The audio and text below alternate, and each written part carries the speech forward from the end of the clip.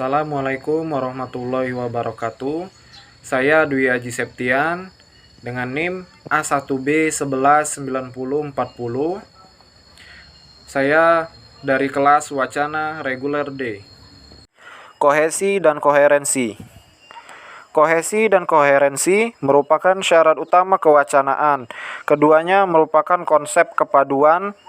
Pengertian kohesi ialah keterpaduan bentuk, sedangkan koherensi adalah kepaduan makna. Teks atau wacana yang kohesif berarti setiap unsur lahirnya terpadu secara internal dalam satuan teks tersebut. Perbedaan antara kohesi dan koherensi. Pada sesuatu yang terpadu, pada kohesi yang terpadu adalah unsur kelahiran teks, termasuk struktur lahir. Semua unsur lahir dalam penggalan teks tersebut terpadu, baik secara leksikal maupun gramatikal. Sementara keterpaduan menguruskan unsur-unsur batinnya saling terpadu.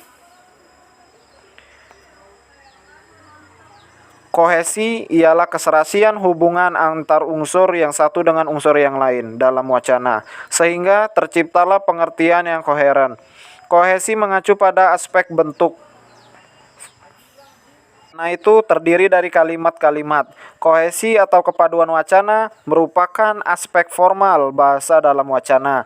Dengan kata lain, bahwa kepaduan wacana merupakan organisasi sintaksis. Wadah kalimat-kalimat disusun secara padu dan padat untuk menghasilkan tuturan. Hal ini berarti pula bahwa kepaduan wacana ialah hubungan antar kalimat di dalam sebuah wacana, baik dalam struktur gramatikal maupun dalam skala leksikal tertentu.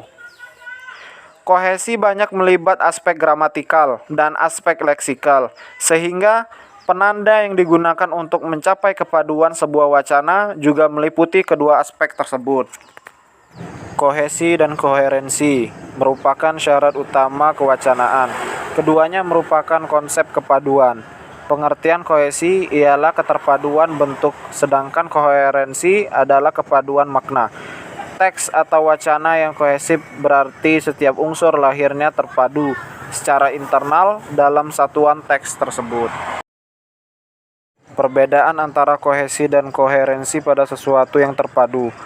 Pada kohesi yang terpadu adalah unsur-unsur lahir teks, termasuk struktur lahir.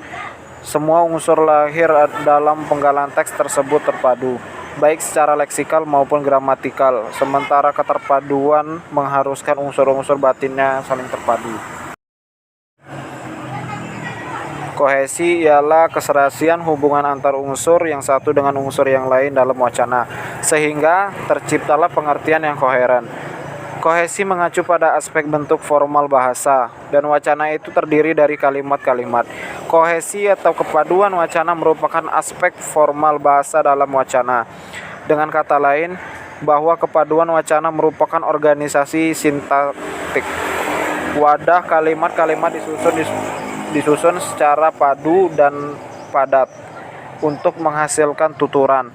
Hal ini berarti pula bahwa kepaduan wacana ialah hubungan antar kalimat di dalam sebuah wacana, baik dalam skala gramatikal maupun dalam skala leksikal tertentu. Kohesi banyak melibat aspek gramatikal dan aspek leksikal, sehingga penanda yang digunakan untuk mencapaikan kepaduan sebuah wacana juga meliputi kedua aspek tersebut. Penanda yang digunakan untuk mencapai kekohesifan wacana ialah sebagai berikut. 1. Pronomina. Disebut juga kata ganti. Dalam bahasa Indonesia, kata ganti terdiri dari kata ganti diri, kata ganti petunjuk, kata ganti empunya, kata ganti penannya, kata ganti penghubung, dan kata ganti tak tertentu. Kata ganti diri dalam bahasa Indonesia meliputi saya, aku, kami, kita, engkau, kau, kamu, kalian, anda, dia, dan mereka. Kata ganti petunjuk dalam bahasa Indonesia meliputi ini, itu, sini, sana, di sini, di sana, di situ, ke sini, dan ke sana. Kata ganti penanya dalam bahasa Indonesia meliputi apa, siapa, dan mana. Kata ganti penghubung dalam bahasa Indonesia yaitu yang. Kata ganti tak tentu dalam bahasa Indonesia meliputi siapa-siapa, masing-masing, sesuatu, seseorang, para. 2.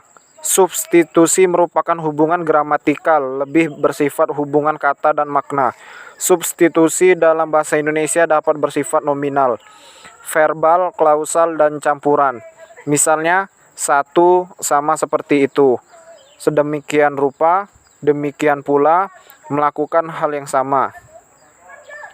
Elipsis ialah peniadaan kata atau satuan lain yang wujud asalnya dapat diramaikan dari konteks luar bahasa. Elipsis dapat pula dikatakan penggantian nol, sesuatu yang ada tetapi tidak diucapkan atau tidak dituliskan. Elipsis dapat pula dibedakan atau elipsis nominal, elipsis verbal, dan elipsis klausal. 4. Konjungsi digunakan untuk menggunakan kata dengan fakta, frasa dengan frasa, klausa dengan klausa, atau paragraf dengan paragraf. Konjungsi dalam bahasa Indonesia dikelompokkan menjadi A. Konjungsi adversatif, tetapi, namun.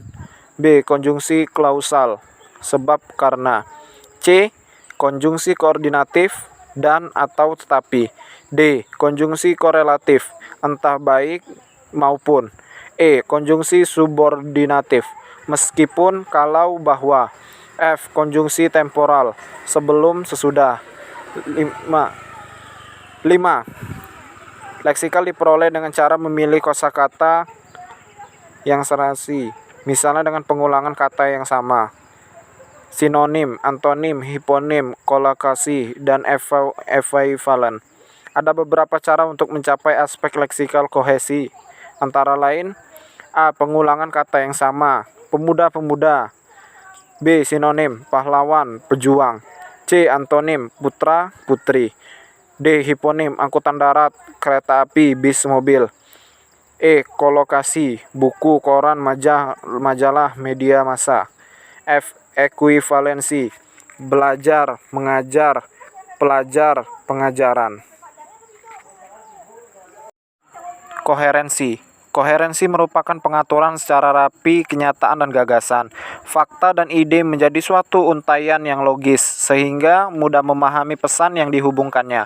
Ada beberapa penanda koherensi yang digunakan dalam penelitian ini, di antaranya penambahan aditif, rentetan, keseluruhan kesebagian, kelas ke anggota, penekanan perbandingan, pertentangan, hasil, contoh, kesejajaran, tempat, dan waktu. 1. Penambahan. Penanda koherensi yang bersifat aditif atau berupa penambahan antara lain dan, juga, selanjutnya, lagi, pula. 2. Rentetan. Penanda koherensi yang berupa rentetan atau seria ialah pertama, kedua, berikut, kemudian, selanjutnya, dan akhirnya. 3. Keseluruhan kesebagian yaitu pembicaraan atau tulisan yang dimulai dari keseluruhan, baru kemudian beralih atau memperkenalkan bagian-bagiannya. 4. Kelas ke anggota. Yang dimaksud penanda koherensi ini ialah dengan menyebutkan bagian yang umum menuju ke bagian-bagian lebih khusus. 5. Penekanan. Yang dimaksud penanda koherensi ini ialah kata atau frasa yang memberikan penekanan terhadap kalimat sebelumnya ataupun kalimat sesudahnya. 6. Perbandingan. Penanda koherensi ini ialah sama halnya, hal serupa, hal yang sama, seperti, tidak seperti, dan lain-lain. 7. Pertentangan. Penanda koherensi ini dapat berupa tetapi, tapi, meskipun, sebaliknya, namun, walaupun, dan namun demikian. 8. Hasil atau simpulan. Yang dimaksud penanda koherensi ini ialah kata atau frasa yang mengacu pada simpulan. 9. Contoh atau misal. Penanda koherensi ini dapat berupa antara lain, umpamanya, misalnya, contohnya. 10. Kesejajaran. 11. Tempat atau lokasi. Penanda koherensi ini antara lain di sini, di situ, di rumah. 12. Waktu. Penanda koherensi ini antara lain mula-mula, sementara itu, tidak lama kemudian, ketika itu. Terima kasih. Wassalamualaikum warahmatullahi wabarakatuh.